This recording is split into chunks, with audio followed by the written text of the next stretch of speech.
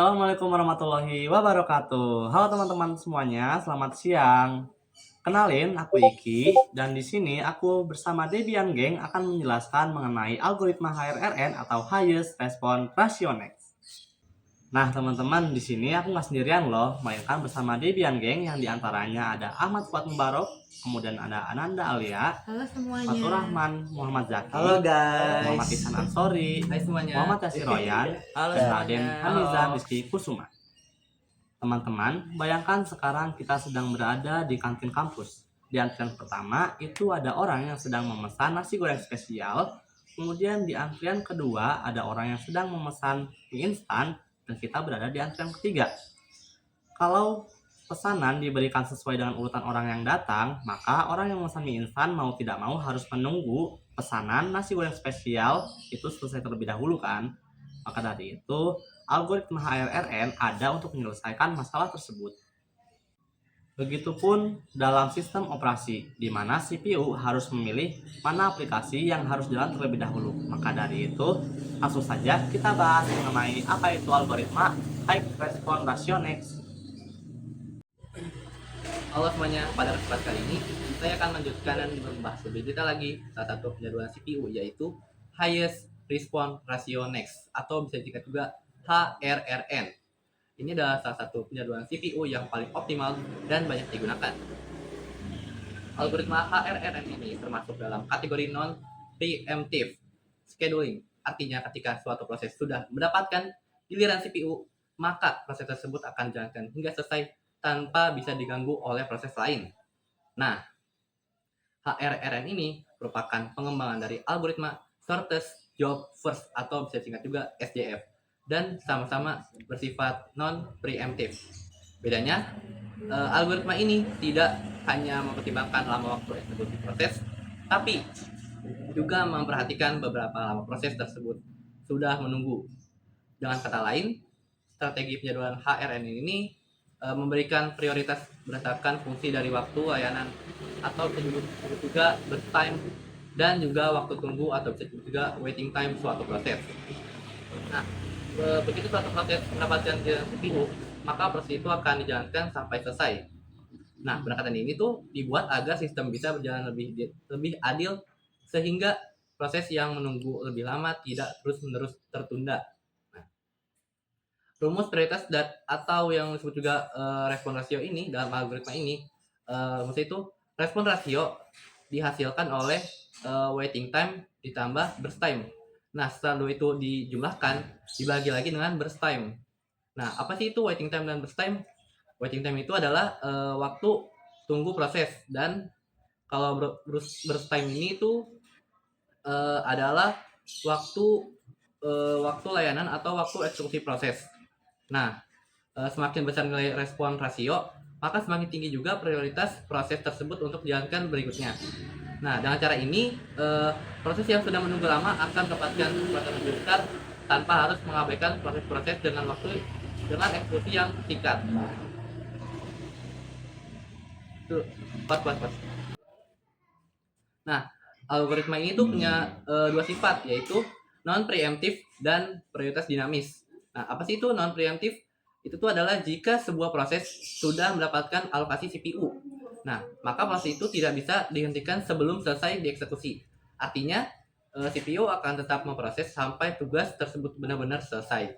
Lalu, sifat yang kedua adalah prioritas dinamis. Prioritas dinamis itu setiap proses bersifat dinamis karena dapat berubah-ubah tergantung pada kondisi sistem. Proses yang awalnya memiliki prioritas terendah bisa jadi prioritas tinggi apabila sudah menunggu cukup lama. Nah, mekanisme ini tuh membantu sistem untuk menyesuaikan urutan eksekusi agar tetap seimbang dan efisien. Nah, dengan prinsip yang sudah saya sebutkan tersebut, algoritma ini tuh dianggap sebagai algoritma yang mampu meningkatkan keadilan dalam perjadwalan proses, karena tidak hanya memberikan prioritas pada proses dengan waktu singkat seperti SJF, tetapi juga mempertimbangkan lamanya waktu tunggu. Nah, itulah penjelasan tentang algoritma Highest Response Ratio Next, mulai dari pengertian, rumus prioritas, rumus dinamis, lalu ada juga sifat-sifatnya yang membuat algoritma ini tuh menjadi salah satu metode penjadwalan CPU yang cukup optimal.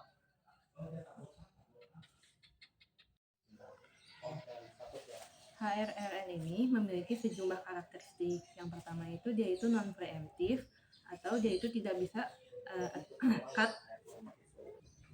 Yang pertama dia itu non preemptif atau salah satu prosesnya itu tidak bisa disela oleh proses yang lain. Tapi HRRN ini memungkinkan bagi proses dengan respon waktu yang tinggi untuk mendahului proses yang dengan respon waktu lebih lama. Nah, tetapi si HRRN ini adil terhadap proses yang telah memiliki waktu tunggu yang lama. Jadi proses yang memiliki waktu yang tunggu yang lama ini juga dapat diprioritaskan sebelum memulai proses yang lainnya. Oke, sekarang saya akan melanjutkan tentang kelebihan dari highest response ratio next ini. Setidaknya ada 4 kelebihan yang saya sudah pelajari. Yang pertama itu adalah adil. Kenapa saya bilang adil? Karena HRRN ini tidak hanya mempertimbangkan dari waktu layanannya saja, tapi waktu tunggu juga menjadi pertimbangan dari dijalankannya sebuah proses. Terus yang kedua adalah mengurangi starvation atau kelaparan proses.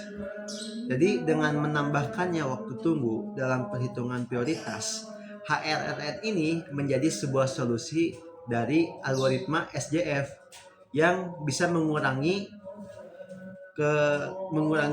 atau mengatasi dari starvation ini, dan proses yang sudah lama menunggu masih bisa berkesempatan untuk dieksekusi.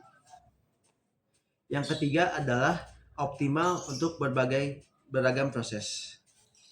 HRRN ini mengkombinasikan antara kelebihan dari SJF ditambah dengan kelebihan dari FCFS atau first come first serve, itu menghasilkan rata-rata waktu tunggu yang lebih rendah.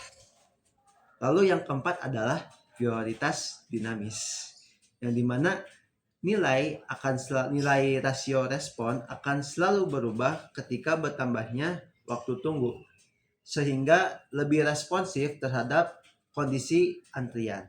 Oke, sekarang saya akan melanjutkan tentang kelebihan dari highest response ratio next ini. Setidaknya ada 4 kelebihan yang saya sudah pelajari. Yang pertama itu adalah adil. Kenapa saya bilang adil? Karena HRRN ini tidak hanya mempertimbangkan dari waktu layanannya saja, tapi waktu tunggu juga menjadi pertimbangan dari dijalankannya sebuah proses. Terus yang kedua adalah mengurangi starvation atau kelaparan proses.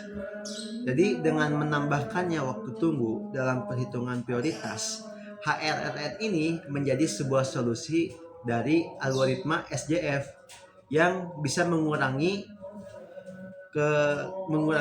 atau mengatasi dari starvation ini, dan proses yang sudah lama menunggu masih bisa berkesempatan untuk dieksekusi. Yang ketiga adalah optimal untuk beragam proses. HRRN ini mengkombinasikan antara kelebihan dari SJF ditambah dengan kelebihan dari FCFS atau first come first serve, itu menghasilkan rata-rata waktu tunggu yang lebih rendah. Lalu yang keempat adalah prioritas dinamis, yang dimana nilai rasio respon akan selalu berubah ketika bertambahnya waktu tunggu, sehingga lebih responsif terhadap kondisi antrian. Oke, sebelumnya temanku sudah menjelaskan mengenai kelebihan dari algoritma highest response ratio next. Kali ini di sini aku akan menjelaskan mengenai kekurangannya, yaitu yang pertama, yaitu Algoritma ini tidak cocok untuk sistem real time karena ia itu bersifat non-preemptif, yaitu proses yang sedang berjalan tidak bisa dihentikan walau ada proses penting datang.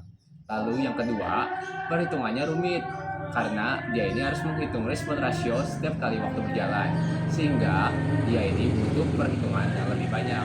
Lalu yang ketiga, dia ini kurang efisien. Kurang efisiennya jika dia memiliki banyak proses, karena semakin banyak proses, semakin berat dia menghitung rasio tiap prosesnya. Lalu, ada yang terakhir atau yang keempat, yaitu respon untuk proses baru bisa lambat. Karena proses baru tetap harus menunggu proses lama selesai, walau proses yang baru ini lebih ringan ataupun lebih cepat. Oke teman-teman, kali ini aku akan menjelaskan contoh dari algoritma HRRN. Sebelumnya aku ingin menjelaskan apa sih itu algoritma HRRN. HRRN merupakan algoritma non-preemptif. Artinya, begitu sebuah proses mulai dieksekusi oleh si CPU, ia akan berjalan sampai selesai hingga waktu burst-nya habis dan tidak dapat diinterupsi oleh proses lain. Bahkan jika proses lain memiliki rasio respons yang lebih tinggi. Jadi kita analogikan gini teman-teman. Kita ambil analogi dari kantor pos. Nah, di kantor pos itu kan ada petugas. Nah, petugas itu kan dia harus memutuskan pelanggan mana yang akan dilayani selanjutnya dari antrean yang sudah menunggu. Aturan dasarnya begitu kita mulai melayani si pelanggan itu, kita harus menyelesaikan semua permintaannya, kayak mengirim paket, terus nyatet resi dan lain-lain. Nah, sebelum kita pindahkan ke orang berikutnya, si yang masuk antriannya itu, kita nggak bisa berhenti di tengah jalan hanya karena ada si pelanggan lain yang tiba-tiba muncul dengan si rasio respons lebih tinggi atau tingkat kebutuhannya itu. Kriteria pemilihannya kayak gini, kita nggak bisa ngelihat siapa yang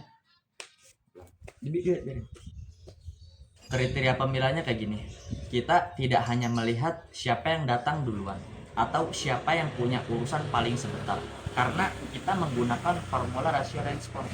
Nah, rumus dari algoritma HRRN ini yaitu rasio respons sama dengan waktu tunggu atau waiting time ditambah waktu burst atau burst time per waktu tunggu atau burst time. Bisa dilihat di sini. Nah, kita ambil contoh kayak gini. Ada si pelanggan A sama si pelanggan B. Nah, si pelanggan A ini dia sudah menunggu 10 menit. Nah, si dia ini udah menunggu 10 menit, sedangkan si waktu lainnya itu cuman membutuhkan 2 menit. Itu kayak mengambil satu surat gitu. Nah, terus si pelanggan B itu dia baru menunggu 1 menit, terus dia membutuhkan waktu layanan 10 menit karena dia mengirim 50 paket sekaligus. Keputusannya kayak gini, kita akan melayani si pelanggan A terlebih dahulu. Mengapa? Karena urusannya sangat singkat. Dengan menyelesaikannya dengan cepat atau sekitar 2 menit, kita dapat segera melayani pelanggan lain. Jadi, kalau kita ngambil dari contoh matkul sistem operasinya ini, dari soal-soalnya itu, contoh, ini ada P1, P2, P3, sama P4. Nah, si P1 ini tuh dia munculnya tuh sekitar 3 detik. Berarti dari detik 1 sampai 3. Nah, sedangkan si P2 ini dia tuh waktu munculnya sekitar 4 detik. Berarti dari detik 4 sampai 7. Nah, tapi di si P2 ini dia tuh muncul di detik kedua. Nah, sedangkan si pas P1 ini dia waktu lama dia itu tuh 3 detik, dari 1, 2 sampai 3. Sedangkan si P2 nya itu sudah muncul di detik kedua, itu tuh P2 nggak bisa main muncul aja di situ. Karena apa? Rumus dari ini tuh algoritma HRR itu dia mengutamakan, jadi si P1-nya itu gimana caranya dia sampai selesai dieksekusi dulu. Misalkan si P1 udah selesai dieksekusi, baru si P2 udah muncul. Walaupun si P2 itu munculnya itu sebelum si P1 itu selesai. Begitupun seterusnya. Selanjutnya kita lanjut ke si pelanggan C sama pelanggan D. Nah, pelanggan C sama pelanggan D ini dia kan otomatis kan menunggu si pelanggan A sama si B itu udah selesai. Nah, pelanggan A B ini kan udah selesai. Si pelanggan C itu dia sudah menunggu sekitar 60 menitan. Sedangkan butuh waktu layanannya itu sekitar 10 menit karena urusannya lama. Sedangkan si pelanggan D itu dia baru menunggu 5 menit, tetapi butuh waktu lainnya cuma 2 menit karena urusannya singkat. Keputusannya, meskipun si pelanggan D itu memiliki urusan yang lebih singkat, kita akan melayani pelanggan C terlebih dahulu. Mengapa? Karena waktu tunggu si pelanggan C ini itu lumayan lama, sekitar 60 menitan atau 1 jaman, yang menyebabkan si pelanggan si rasio responnya itu melonjak tinggi.